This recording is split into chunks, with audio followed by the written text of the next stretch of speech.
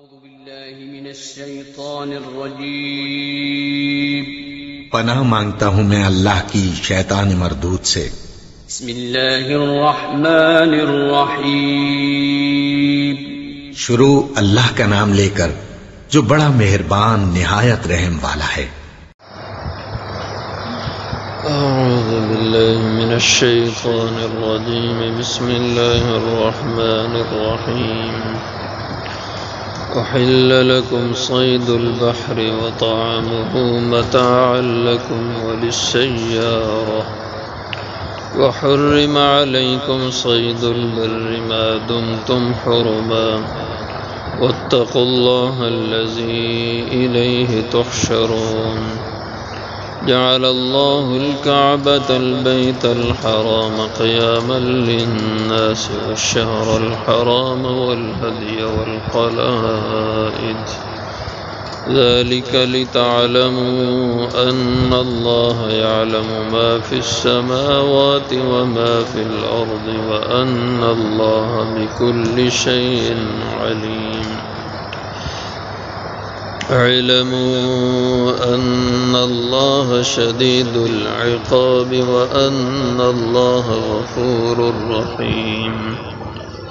ما على الرسول إلا البلاغ والله يعلم ما تبدون وما تكتمون قل لا يستوي الخبيث والطيب ولو أعجبك كثرة الخبيث فاتقوا الله يا أولي الألباب لعلكم تفلحون احل لکم حلال کر دیا گیا ہے تمہارے لیے صید البحر شکار کرنا پانی کا، وطعامہ اور اس کا کھانا، متاعا لکم تمہارے لیے بھی نفع فائدہ مند ہے، وللسیارہ اور قافلے والوں کے لیے بھی، وحرم علیکم اور حرام قرار دیا گیا ہے تم پہ، صید البر شکار خشکی کا، ما دمتم حرما جب تک تم ہو احرام کی حالت میں، واتقوا اللہ اور ڈرو اللہ سے، الذی الیہ تحشرون وہ اللہ کے جس کی طرف تم جمع کیے جاؤ گے، جعل اللہ الکعبۃ البیت بنا دیا اللہ نے کعبہ کو، البیت الحرام عزت حرمت والا گھر، قیام للناس لوگوں کے قائم رہنے کی جگہ، والشہر الحرام اور حرمتوں والے مہینے، والہدی والقلائد اور ہدیہ کا جانور، والقلائد اور گلے میں پٹے ڈلے جانور، ذالک لتعلموا یہ صحیح ہے تاکہ تم جان لو، ان اللہ یعلم بے شک اللہ جانتے ہیں، ما فی السماوات وما فی الارض جو کچھ آسمانوں اور جو کچھ زمینوں میں ہے، وان اللہ بکل شیء علیم اور بے شک اللہ ہر چیز کے جاننے والے ہیں، اعلموا جان لو ان اللہ شدید العقاب بے شک اللہ سخت عذاب دینے والے ہیں، وان اللہ غفور الرحیم اور بے شک اللہ تعالی بخشنے والے مہربان ہیں، مع الرسول نہیں ہے رسول کے ذمہ الا البلاغ مگر پہنچانا ہے، واللہ یعلم اور اللہ جانتے ہیں ما تبدون جو تم ظاہر کرتے ہو، وما تکتمون اور جو تم چھپاتے ہو، قل کہہ دیجئے لا یستوی الخبیث والطیب نہیں برابر ہو سکتے خبیث ردی ادنا گھٹیا چیز، والطیب اور عمدہ چیز، وَلَوْ أَعْجَبَكَ كَثْرَةُ الْخَبِيثِ اگرچہ آپ کو حیران کر دے تعجب میں ڈالے کثرت الخبیث نکمی اور ادنا گھٹیا چیزوں کی کثرت، فاتقوا اللہ پس ڈرو اللہ سے، یا اولی الالباب اے عقل مندو، لعلکم تفلحون تاکہ تم کامیابی پا جاؤ۔ اس سے پہلی آیت مبارکہ میں حالت احرام میں شکار کو حرام کر دیا، منع کر دیا کہ لا تقتلوا الصید وانتم حرم، جب تم احرام کی حالت میں ہو تو شکار کو نہ مارو۔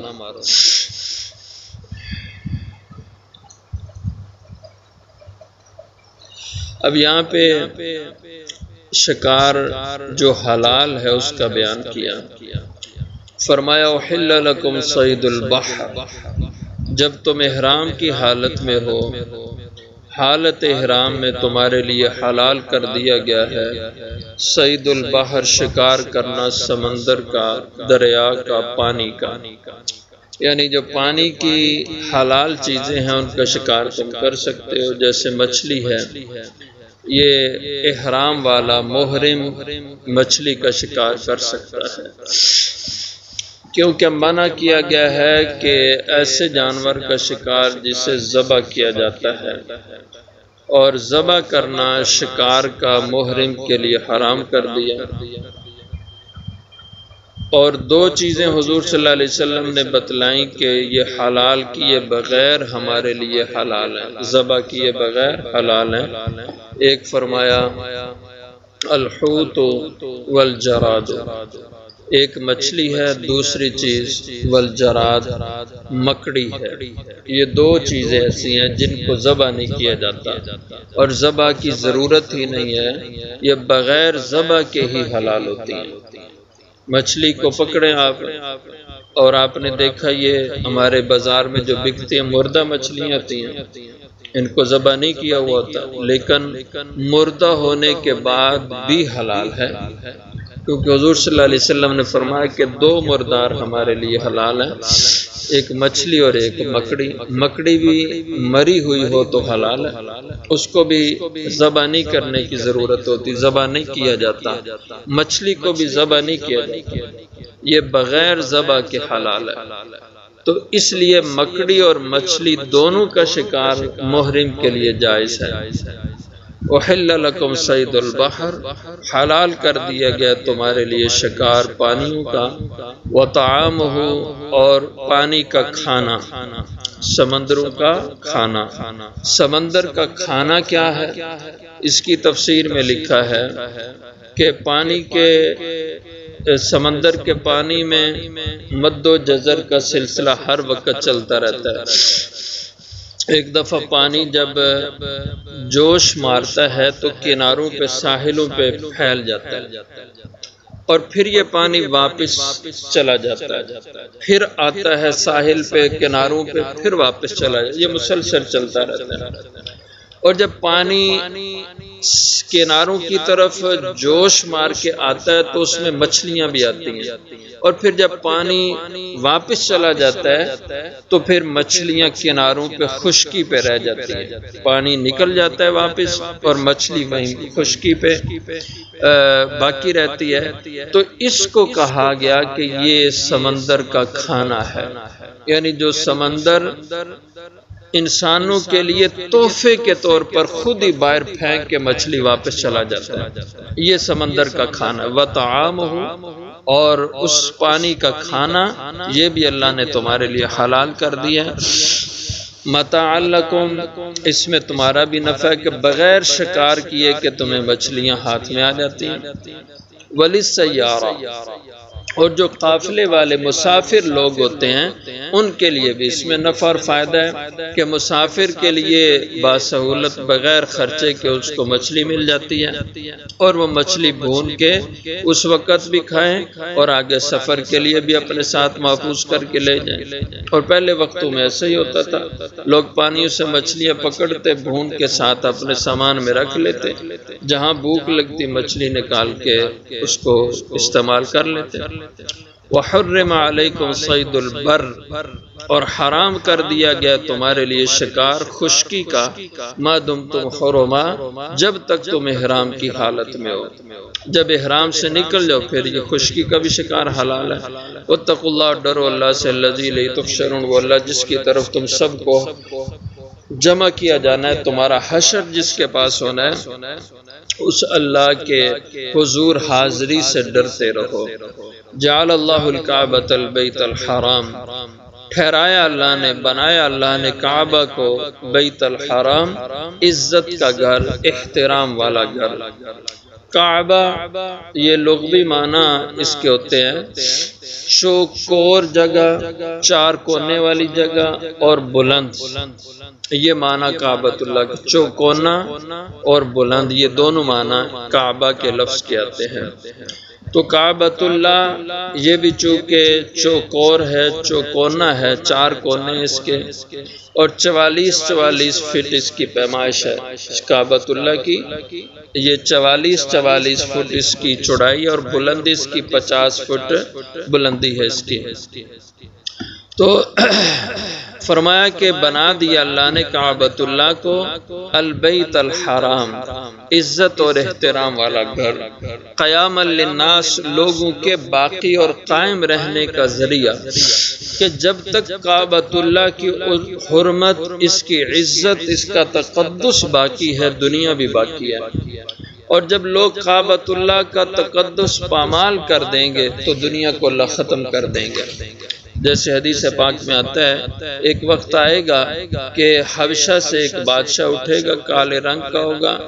اور موٹے موٹے اس کے ہونٹ ہوں گے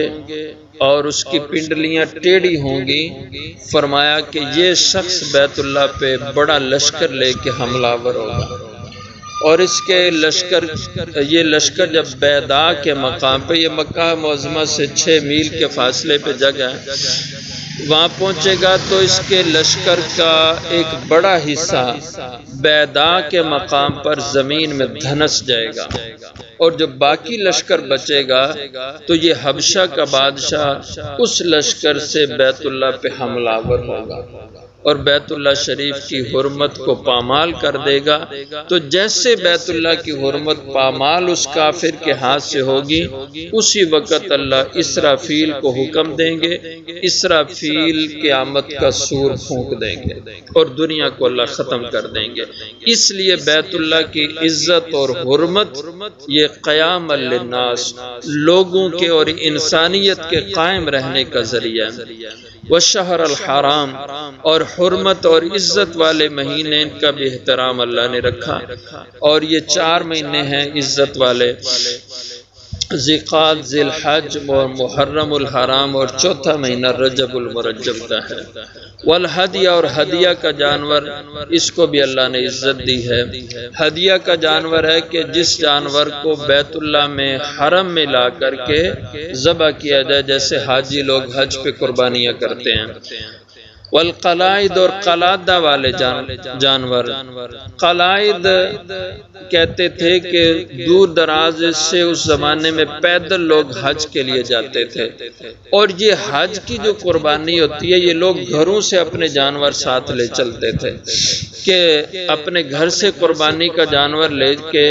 وہ بیت اللہ میں آتے تھے کہ وہاں جا کے اس کی قربانی دیں گے۔ چونکہ قربانی اس وقت تو ایسا نظام نہیں تھا کہ دور دراز دوسرے ملکوں سے جانور لا کے بیچے جائیں، جیسے آج کل ہوتا ہے، دوسرے ملکوں سے حکومت سعودیہ جانور لاتی ہے اور یہاں پھر حاجی لوگ خرید کر کے قربانی دیتے ہیں۔ تو پہلے لوگ اپنے ساتھ قربانی کے جانور لوگ گھروں سے لے کے چلتے تھے، اور پھر ہوتا تھا کہ ہر وقت جانور کو اپنے ساتھ رکھنا مشکل تھا کہ بعد دفعہ آدمی پیچھے رہ گیا اور اس کا جانور آگے چلا گیا، تو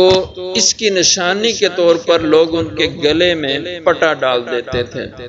جوتے ٹوٹے ہوئے ڈال دیتے، کوئی چمڑا ڈال دیتے، کوئی ایسی چیز کہ نشانی ہوتی کہ یہ جانور بیت اللہ کی قربانی کے لیے جا رہا ہے۔ تو لوگ اس کی عزت کرتے، اس جانور کو نقصان نہیں پہنچاتے، اس کو پکڑ نہیں لیتے تھے کہ یہ بیت اللہ شریف کی طرف جا رہا ہے۔ تو ایسے جانوروں کو قلائد کہتے ہیں۔ ذالک لتعلموا، تاکہ تم جان لو، ان اللہ یعلم، بے شک اللہ جانتے ہیں، ما فی السماوات و ما فی الارض، جو کچھ آسمان اور جو زمین میں ہے، وان اللہ بکل شیء علیم، اور بے شک اللہ ہر چیز کے جاننے والے ہیں۔ علموا، یہ بھی جان لو، ان اللہ شدید العقاب، کہ جو اللہ کے حکموں کی مخالفت کرے گا اور اللہ نے جن چیزوں کو عزت دی ہے ان کی عزت کو خراب کرے گا، تو بے شک اللہ شدید العقاب، ایسے لوگوں کو سخت عذاب دینے والے ہیں۔ وَأَنَّ اللَّهَ غَفُورٌ رَحِيمٌ، اور جو غلطی کر کے توبہ کر لے تو بے شک اللہ بخشنے والے مہربان ہیں۔ مَا عَلَى الرَّسُولِ إِلَّا الْبَلَاغُ، نہیں ہے اللہ کے رسول کے ذمے مگر اللہ کے حکم ٹھیک ٹھیک پہنچانا ہے۔ عمل درآمد زبردستی کروانا یہ نبی کے ذمے نہیں ہے، اس کے ذمے صرف بات کو لوگوں تک پہنچانا ہے۔ واللہ یعلم ما تبدون وما تکتمون، اور اللہ جانتے ہیں جو کچھ تم ظاہر کرتے ہو اور جو تم چھپا رکھتے ہو۔ یعنی جو تم زبان سے باتیں کہتے عمل سے کرتے ہو یہ بھی سب اللہ کے علم ہے، اور جو چیزیں باتیں تم نے دل میں رکھی ہیں زبان پہ نہیں لائیں اللہ ان کو بھی جانتے ہیں۔ قل لا يستوي الخبيث والطيب، کہہ دیجئے نہیں برابر ہو سکتے خبیث اور طیب۔ خبیث اور طیب کا ایک مطلب تو یہ ہے کہ خبیث کا جو پہلے ترجمہ کیا کہ گندی چیزیں، گھٹیا چیزیں، ادنا چیزیں، وہ چیزیں کہ جن کو استعمال کرنا طبیعت پسند نہیں کرتی، اور وہ چیزیں کہ جن سے انسانوں کے حق متعلق ہیں، دوسرے لوگوں کا غصب شدہ مال ہے، ناجائز صورت مال کی۔ اور وہ طیب سے مراد ہے عمدہ مال، جو پاکیزہ مال ہے، اچھی چیز ہے، صاف ستھری وہ، اور وہ چیز کہ جس سے کسی اور بندے کا حق متعلق نہ ہو۔ اسی طرح ایک دوسرے معنی بھی اس کے کرتے ہیں کہ خبیث سے مراد حرام چیزیں اور طیب سے مراد حلال چیزیں۔ تو کہہ دیجئے نہیں برابر ہو سکتی حلال چیزیں اور حرام چیزیں اور حلال چیزیں۔ وَلَوْ عَجَبَكَ کثرت الخبیث، اگرچہ آپ کو حیران کر دے، تعجب میں ڈال دے کثرت الخبیث، خبیث کا زیادہ ہونا، کثرت خبیث کی۔ جیسے آج دیکھ لیں سود کس قدر کثرت سے ہے، اور آدمی سمجھتا ہے کہ سود سے اب بچنا مشکل ہے کیونکہ سود ہی سود ہے، اور ایک آدمی خود سود نہیں لیتا لیکن اس کی رقم بینک میں موجود ہے اور بینک اس کی رقم سے سودی معاملات کر رہے ہیں۔ تو اس قدر سود انسان کو گھیر رکھا ہے کہ کوئی انسان بچ نہیں پا رہا۔ اور جیسے ایک حدیث میں آتا ہے آپ صلی اللہ علیہ وسلم نے فرمایا ایک وقت ایسا آئے گا کہ سود لوگوں کی ناک کی سانس کے ذریعے سے اندر داخل ہو جائے گا، یعنی چاروں طرف انسان کے سود ہی سود ہوگا، جیسے ہوا انسان کو گھیرے ہوئے ہے، انسان سانس لیتا ہے تو ہوا انسان میں چلی جاتی ہے، یوں سود عام ہو جائے گا۔ تو فرمایا وَلَوْ أَعْجَبَكَ کثرت الخبیث، اگرچہ آپ کو تعجب میں ڈال دے خبیث کی کثرت اور خبیث کا زیادہ ہونا، لیکن پھر بھی خبیث خبیث ہی ہوگا، حرام حرام ہی رہے گا، وہ کبھی زیادہ ہونے کی وجہ سے حلال نہیں ہوگا۔ فاتقوا اللہ، اس لیے ڈرو اللہ سے، اس کے حکموں کی نافرمانی نہ کرو، ناجائز اور حرام میں مبتلا نہ ہو وہ، اگرچہ وہ کتنا ہی کیوں نہیں۔ یا اولی الالباب، اے عقل مندو، لعلکم تفلحون، اللہ کے حکموں پہ چلو تاکہ تم فلاح اور کامیابی پا جاؤ۔